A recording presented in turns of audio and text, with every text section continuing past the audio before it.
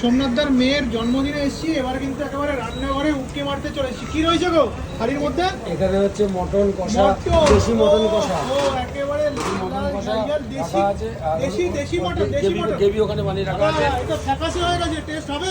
হ্যাঁ হ্যাঁ অবশ্যই হবে। ওর গ্রেভি ওখানে রাখা আছে। ফ্যাকাশে হয়ে গেছে তো? না না, ওর ঝোল ওখানে রাখা আছে। এখানে ঝোল এখানে রাখা আছে, এই লাল লাল ঝাল ঝাল গ্রেভিটার এটার মধ্যে চলে যাবে, তাই তো? হ্যাঁ হ্যাঁ ওটা বলছিল।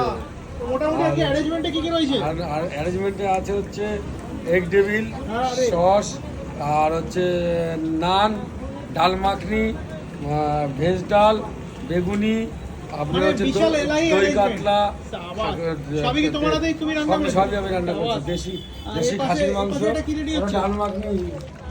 ডাল মাখানি রেডি হচ্ছে। বাহ, দারুন দারুন দারুন দারুন। আর এর পাশে কি বেগুনি হবে? আর ওটা বেগুনি হচ্ছে, এই যে বেগুনি। বাহ, মানে বিশাল এলাহি অ্যারেঞ্জমেন্ট।